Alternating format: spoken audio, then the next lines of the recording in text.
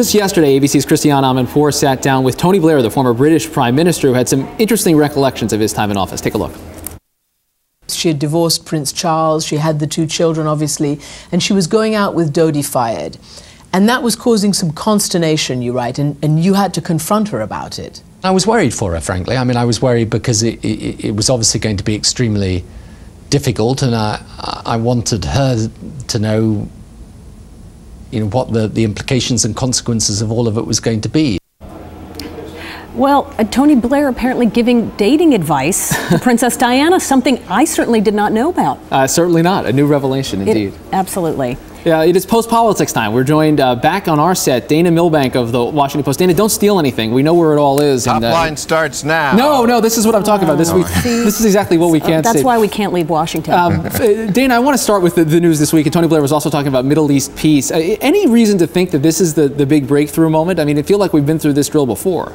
Yeah, it's sort of, Charlie Brown and the football, and each time we hope, but obviously given the record in the past, the odds are pretty much insurmountable. But certainly everybody should, get behind this and hope that something could actually happen this time. But there's interest. They've blocked off the street in front of your offices here for the high-powered world leaders at the Mayflower. Indeed. Well, it's great for parking. I don't worry at all about anything happening to my car between now and then. So that's fantastic. But Dane, let's talk about something closer to what you're working on right now, which is Glen Beck. I know you're doing a lot of work on that.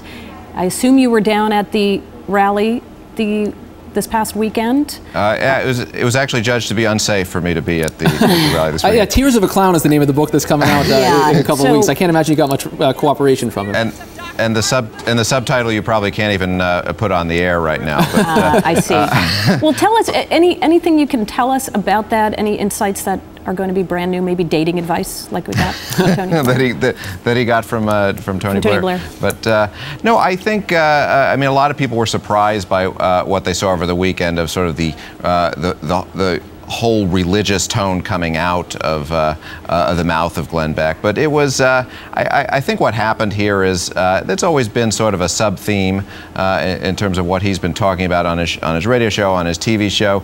The event itself could not be political by definition. I'm not sure people appreciate that. It was run by a charity. If they started saying throw the bums out in November, that charity gets in trouble, big financial scandal. So they couldn't do that, which is why I think it was filled with God talk. I don't think that Glen Beck, who is after all a Mormon, is gunning to become the next leader of the religious right in America. The right in America, but not the religious right. Then what's going on there? Because all of this religious language, you talked about it like a preacher, and these very dramatic formulations, a lot of biblical references, a lot of calls to God. What's going on? Is it just that he's finding a different way to appeal to people, or is it just a different side of Glen Beck? He is a brilliant opportunist, and I don't necessarily mean that negatively. Whether you love Glen Beck or you hate Glen Beck, the man is a marketing genius, and he knows exactly where the sweet spot is in the market, where he's found in terms of small government, limited government, anti-Obama. He's been very good at I think what some would call race baiting. He's able to